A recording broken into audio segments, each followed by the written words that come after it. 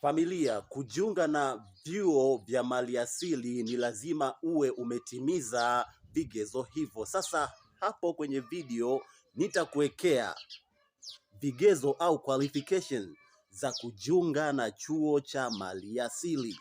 Pia unaona hizo picha ni wahitimu wa kozi ya astashahada ya awali ya usimamizi wanyamapori kutoka chuo cha Pasiansi. Pia nimemix video ya wanafunzi wa chuo cha usimamizi wa wanyamapori Mweka katika ngazi ya astashahada na stashahada wamefanikiwa kukamilisha mafunzo ya jeshi usu paramilitary.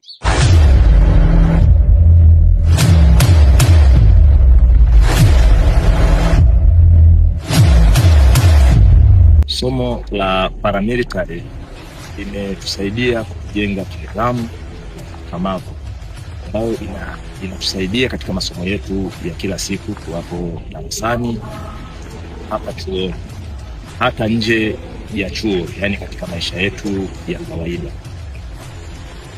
Tunatoa haya mafunzo kwenu.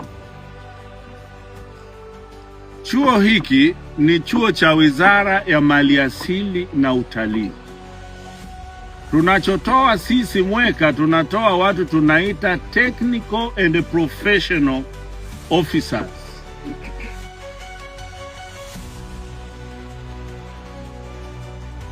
Manake kwa ninyi wa wanyamapori kulinda rasilimali ya wanyamapori.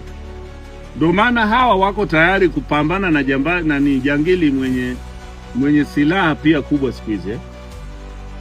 Sasa ninyi ni askari.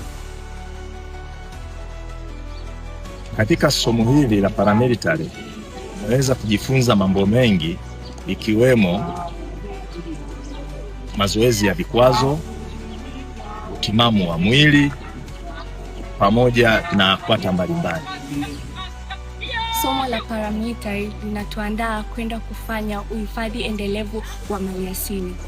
Somo hili la paramilitary ni moja kati ya sababu zilizonifanya niweze kujiunga na chuo cha usimamizi wa wanyamapori Mweka, tofauti na vyuo vingine. Zoezi hili la paramilitary ni jipya kwangu, lakini pia nina furaha kwa kuwa limeweza kunisaidia katika masomo yangu. Pia inaweza ikanisaidia katika kazi zangu. Napenda kushukuru uongozi wa chuo pamoja na wakufunzi walioweza kutupatia masomo haya ya paramilitary, maana yatatusaidia katika maisha yetu ya kila siku, tuwapo hapa chuoni hata nje ya chuo. Mweka, we hold it in trust. Mweka,